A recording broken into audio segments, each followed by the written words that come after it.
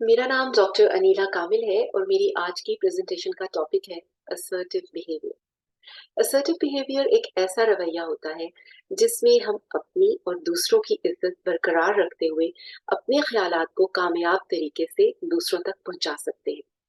Practically ये इतना आसान नहीं होता, क्योंकि ऐसा भी हो सकता है कि हमारा वास्ता जिस इंसान से पढ़ रहा है या जिस ग्रुप ऑफ पीपल से पढ़ रहा है,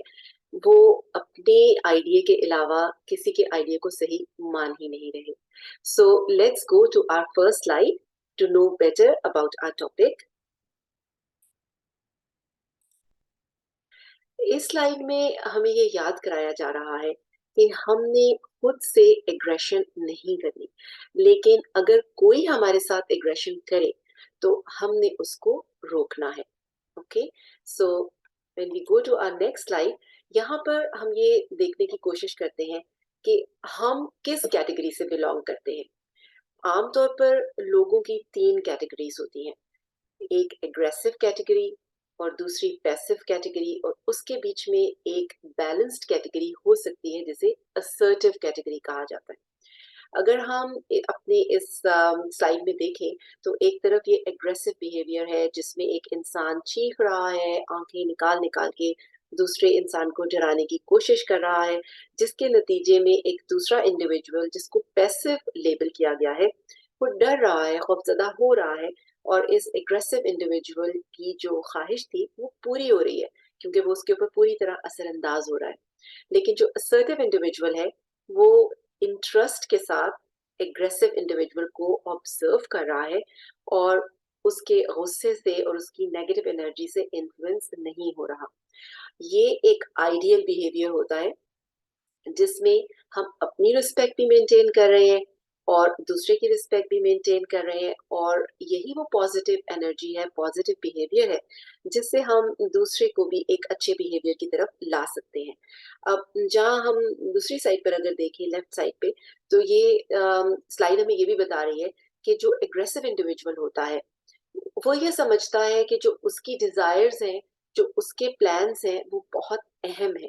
और वो खुद ही से ये अज्यूम कर लेता है कि ये जो उसके प्लान्स या उसकी डिजायर्स या उसके आइडियाज हैं वो दूसरे इंडिविजुअल के लिए भी बेस्ट है।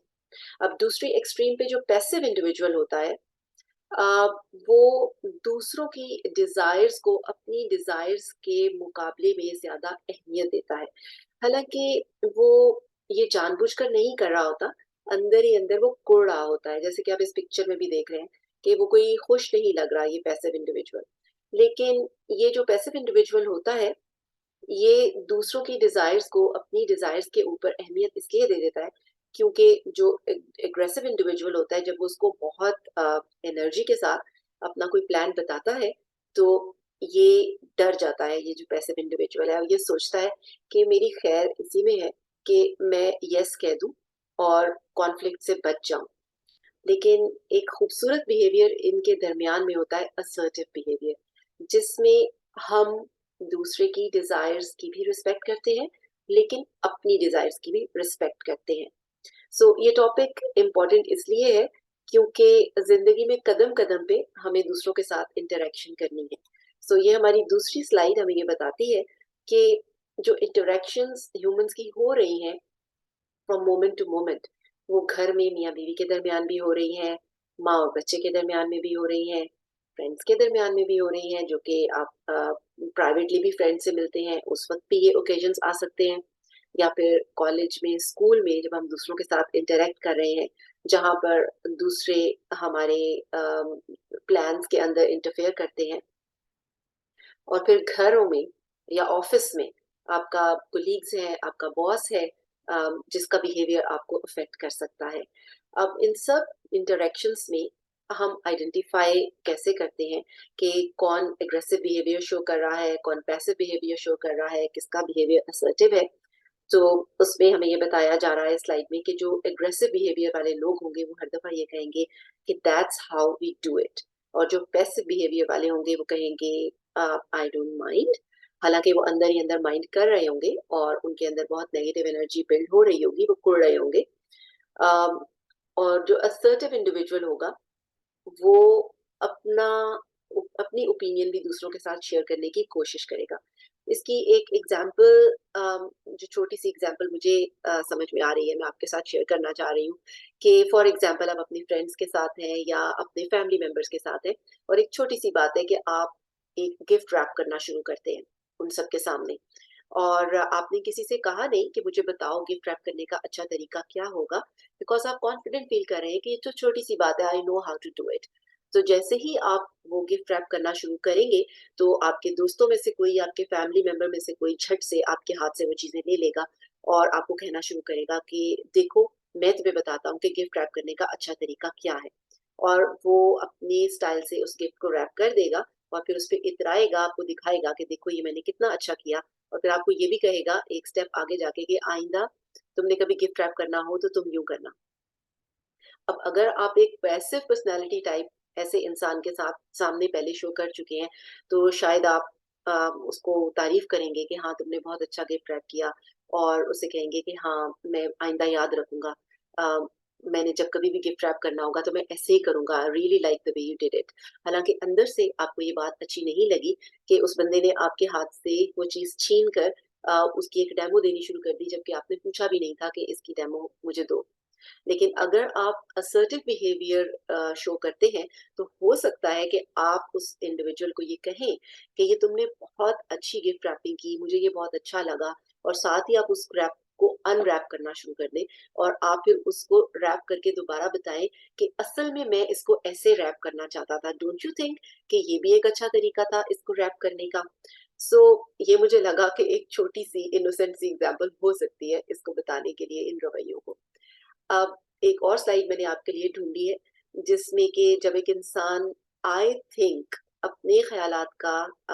को एक्सप्रेस कर रहा होता है ओपनली एंड ऑनेस्टली, तो वो खुश होता है। वो अंदर से भी खुश होता है, वो सिर्फ़ खुश होने की एक्टिंग नहीं कर रहा होता और उसकी खुशी जो है वो उसके बिहेवियर में रिफ्लेक्ट कर रही होती है।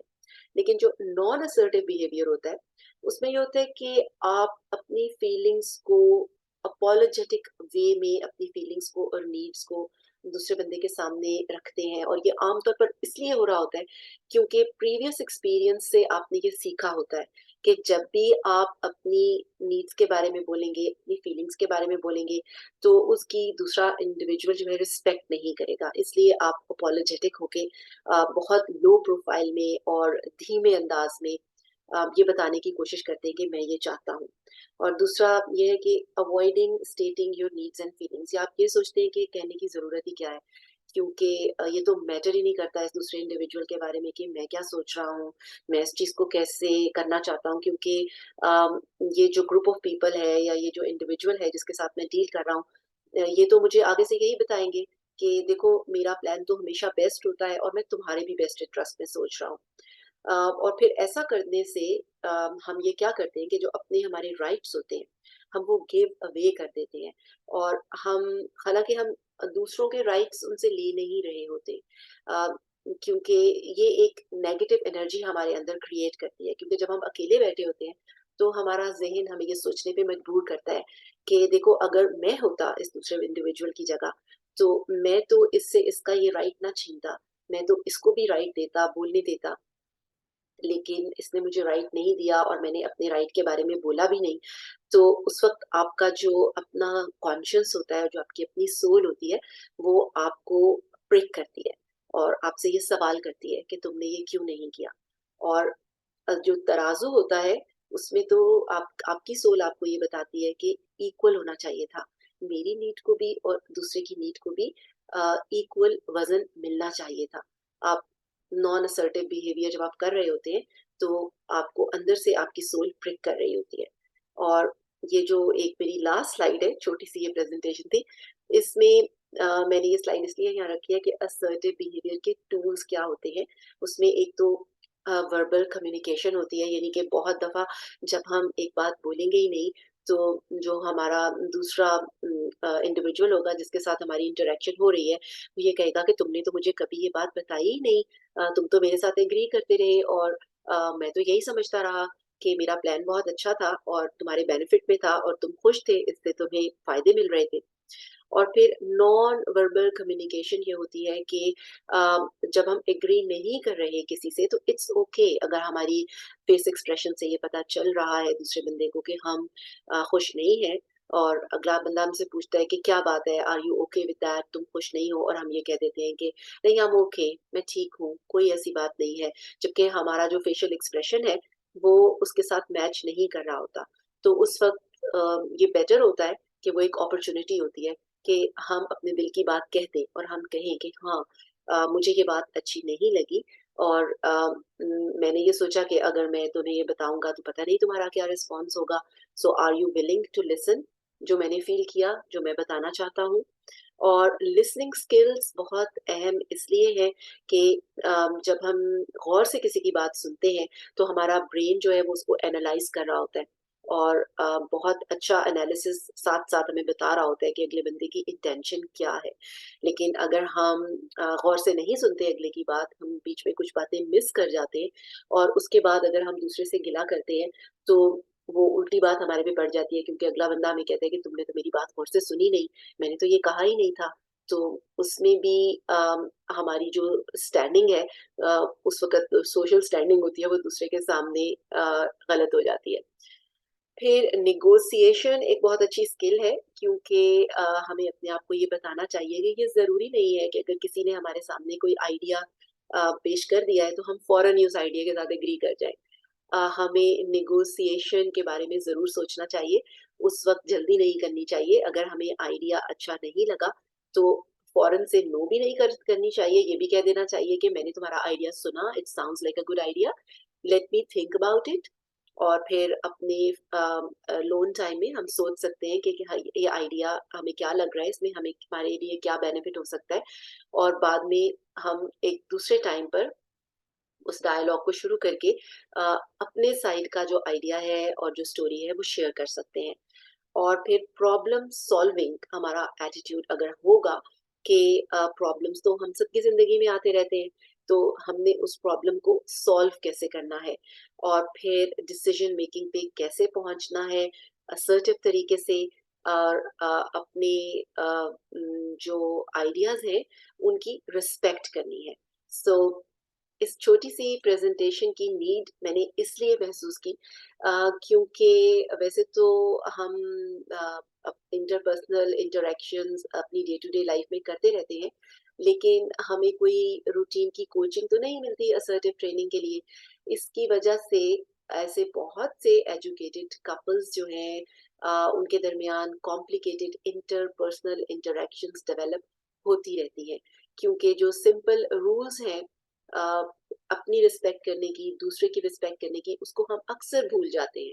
सो मेरी ये एक छोटी-सी कोशिश है कि आप लोगों में से जो भी इस प्रेज़ेंटेशन को देखे, वो कुछ लम्हे के लिए रुक कर ये सोचे कि मेरी पर्सनैलिटी टाइप कौन-सी है? क्या मैं एग्रेसिव पर्सनैलिटी टाइप हूँ? क्या मैं पैसिव पर्सनैलिटी टाइप हूँ? या मैं बेस्ट असर्टिव बिहेवियर प्रैक्टिस कर रहा हूँ? क्योंकि अगर हम एग्रेसिव हैं, तो हमें अपने बिहेवियर को मॉडिफाई करने की ज़रूरत है। अगर हम पैसिव हैं, तो भी हमें अपने बिहेवियर को मॉडिफाई करने की ज़रूरत है, और अगर हम असर्टिव बिहेवियर कर रहे हैं, तो फिर तो बहुत ही अच्छी बात है। इसका मतलब है कि हम ऐसा बिहेवियर डिस्प्ले कर रहे होंगे, जिससे दूसरे लोग भी मोटिवेट हो रहे होंगे, इंस्पायर हो रहे होंगे, और उसको अपनी ज़िंदगी में practice कर रहे होंगे. So I will leave this small presentation with the idea that it is good to respect others, but it is good to keep telling yourself that I respect myself as well and I respect my ideas as well. Allah Hafiz and take care.